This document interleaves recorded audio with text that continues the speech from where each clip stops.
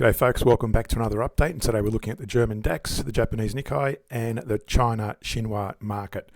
Now they're all being retracing on the charts, on the technicals, so I'll go look at the charts. I'm going to include some back testing.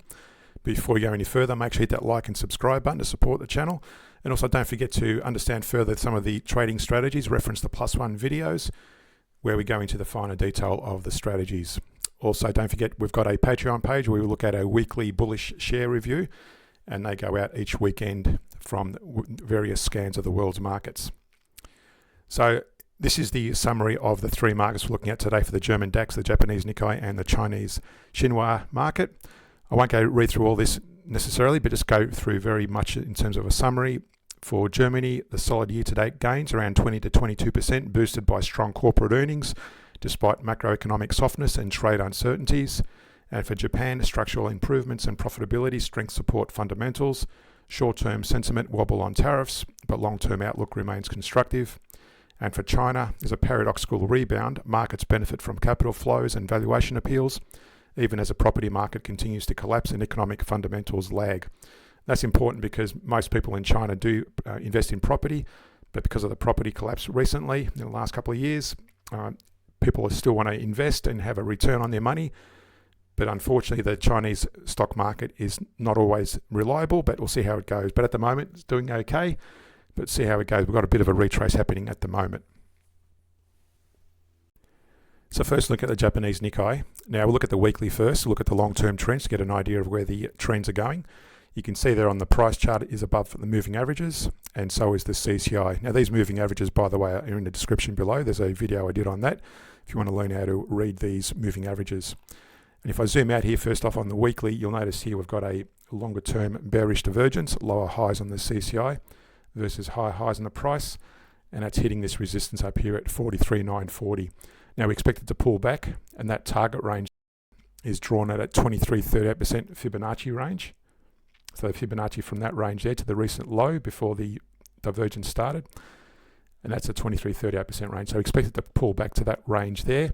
Still a bit way off at the moment. Could actually go, the price could go higher, but especially if that CCI breaks into that moving average range and lower, we expect the price to also break into that range. Could just touch it and bounce, or it could fall right through it if we get a more stronger negative outlook on the market. That's the weekly. So currently bullish on the weekly. On the daily, however, we've got the price already in that moving average range. It's already broken in that little 23-38% range on the daily. These Fibonacci's, by the way, these bearish divergence are different on various time frames. You can see there it's broken through that 23-38% range and currently fluctuating in that range as we speak, in that moving average range as well. The CCI is already broken below the moving averages, giving us a bearish outlook, and the price is not quite bearish yet. If that breaks to the downside, that's why I've got these bands, by the way, on the moving averages. It gives us a better indication of a break to the downside. So you can see there, this was still in an uptrend on the price with the moving averages contracting but then expanding again, and currently they're still quite far apart. What I'd like to see is them breaking further to the downside like they did back here. You see they contracted really tightly. The CCI broke early to the downside, and then finally the price also broke below the moving averages. That's what I want to see for a confirmation of a downtrend on the daily, and currently we're still a bit off that at the moment. Also to note, that was a result of this bearish divergence, lower highs on the CCI. And if you zoom out, just zooming out at a 50,000 foot view, you can see there we had other, let me just circle them. We had other bearish divergence. We had a bearish divergence here on the CCI. That broke down quite strongly. Going back a bit, we had another, zooming in there, you can see lower highs on the CCI versus higher highs in the price. We had another break to the downside there. I'm just highlighting the main ones here. Normally we want to see the CCI and the price moving in tangent, in alignment. Back here we had highs and lows very similar. These lows were similar, or those highs were similar. Back here we had a higher lows there versus lower lows on the price. That was a bullish divergence and it bounced. Back here we had you can see there we had higher highs on the price versus lower highs on the CCI. That was also another bearish divergence there. But you get the idea. That's how you basically look at these divergences. So never ignore divergence. And at the moment, we've got a bearish divergence still in play. The CCI is still dropping on the daily, and nothing really showing a pull to the upside yet, even though the price is still tracking above those moving averages. On the hourly, again, notice here we've got another bearish divergence from that lower highs there versus higher highs there, and that's already pulled back. And if we to draw a Fibonacci in that range, you can see there it's currently still in that 23-38% range. Now, at the moment it's fluctuating in that range, but it could fall a lot further. Currently there's a bit of a possible bounce. You can see there the price and the CCI have bounced above the moving averages. So again, just a bit of a consolidation at the moment. If we go to the back testing, what we've got here is we would have gone long. This is the daily on the left and the hourly on the right side, just giving you a demonstration of how to trade this. You would have gone long from that candle when the price broke above the moving average range. The CCI was already above that on the daily. That's where you would have taken long trades on the hourly. You can see there we've averaged down a few times, and had you let it play throughout the whole period, you would have closed out every time the CCI broke on the daily into the moving average range there. So you would have got out of that range there. Notice also it coincided with this bearish divergence on the 1 hour chart as well. So you would have got out once there and got back into long trades at each of those points. And it would have generated about 157,800 in terms of Japanese yen in terms of returns. So here we've got the German DAX. First off on the weekly, you can see there it's hit this resistance at 24,640. So on the weekly, and also we've got another bearish divergence here with the CCI breaking below. The price is still stubbornly above that moving average, hitting that resistance, but just pay attention to this divergence. We had another bearish divergence here. You can see there it broke down, hit our target range, and this smaller divergence range hasn't actually hit the target yet. It just came close to it there, but it looks like the CCI is still pushing further to the downside, so we might see it hit that range in the coming days or even weeks. Again, going back, this is the weekly. So at the moment on the weekly, I'd call it neutral positioning, the consolidation on the price, but bearish movement on the CCI. On the daily, again, that consolidation showing there above and below the moving averages, along with the CCI. So very consolidated movement so far. And there was a bit of a bearish divergence there, and that came down close. And again, a very small range to measure Fibonacci. I won't draw it there. But at the moment, you would have gone long on the hourly if you're following the daily trend at that point there. And I've got that in the next chart. I'll show you in a second. Before we go to the back test, let's look at the hourly chart to see if there's any micro moves. So again, looking at the movement here, what we're trying to find is any bearish or bullish divergence. See there, all the price and the CCI moving in tangent.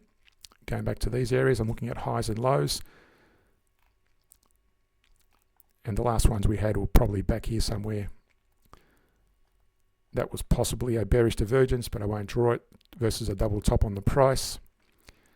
And back here you had a you can see there are very minor highs there versus the CCI dropping off there. There's another one back here more apparent with a bearish divergence, hit that range, then it bounced out of there. And back here you had a bullish divergence on the daily, hit that range and went right through it, almost to the 100, and actually went to the 100% eventually. So at the moment on the hourly, breaking higher on the CCI, and the price is still below that into those moving averages, so not quite bullish yet.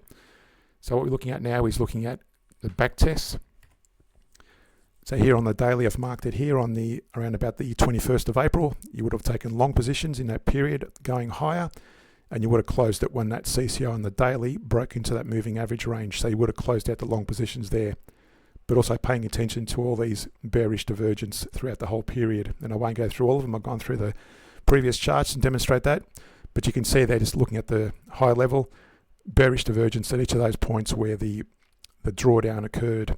And more recently, if you're going long, you would have avoided taking those long trades once you see the CCI and the price move below the moving averages.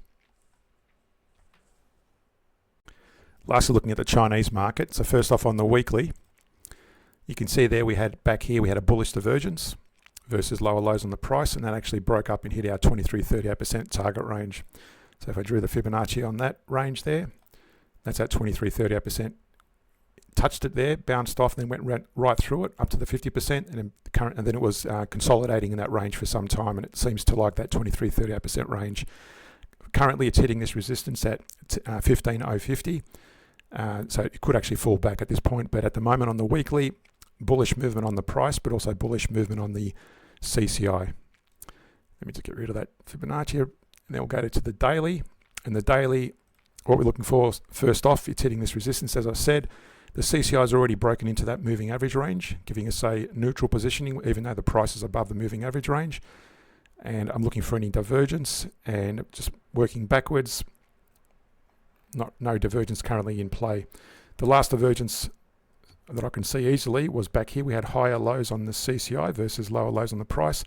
And this actually bounced, if I draw a Fibonacci to that level there, just to demonstrate again, go back to the previous high before the divergence started. You can see there it broke very easily through that 23-38% range. It went as high as the 61%, just to break above it, then retrace to the downside, and then finally broke much higher than 100% retrace. But currently no divergence on the daily, although I'd call that a neutral positioning. The price is higher on the moving averages, but the CCI is broken into that moving average range, which threatens further downside. On the hourly, again looking for any divergence, working backwards, you can see here we did have a bearish divergence, lower highs on the CCI, same period, higher highs on the price. That actually broke down, and again to that Fibonacci range, it broke well below that 23-38% range. That's our minimum retrace, and it's bounced off that 50%. Looks like it's making slightly higher highs at the moment, but again, just focus on that declining CCI. This could be a false break, just be careful. We generally go in a direction of the higher time frame. So if you're trading on the hourly, we go in direction of the daily, and if you're trading according to that, I'd be holding off and wait for that one of two things, either for the CCI to break higher or for the price to break below that moving average range to take short positions. But at the moment, somewhat neutral positioning on the hourly. Now in terms of the back test, again looking at the daily, first off, you would have gone long from that period when the price broke above the moving average, and so was the CCI. That equated to this period back here on the 1 hour time frame, and you would have taken long trades. Now to avoid these drawdowns, you'll notice a bit of a micro view. That's why we look at the 1 hour chart. There was some bearish move on the CCI and bearish move on the price as well for each of those drawdowns. Even this big one here with the biggest drawdown. Back here, you'll notice there was a bearish divergence, and you would have avoided going long, even though the price kept rising, the CCI kept falling. And you would have avoided going long during that period. Notice the CCI was also dropping off there with the price. So you would have, even if you got into a trade there, you would have closed it out very quickly and taken your profits. Until such time you started seeing bullish move, you got a bullish divergence here, you would have taken these long trades. Again, focusing on the divergence at each one of these points to avoid going long. Don't forget to reference the +1 videos to get a deeper dive into the trading strategies. Hit that like and subscribe button to support the channel. But also reference the Patreon page where we look at weekly bullish shares across various regions of the world's markets. Thanks for watching, and see you in our next update.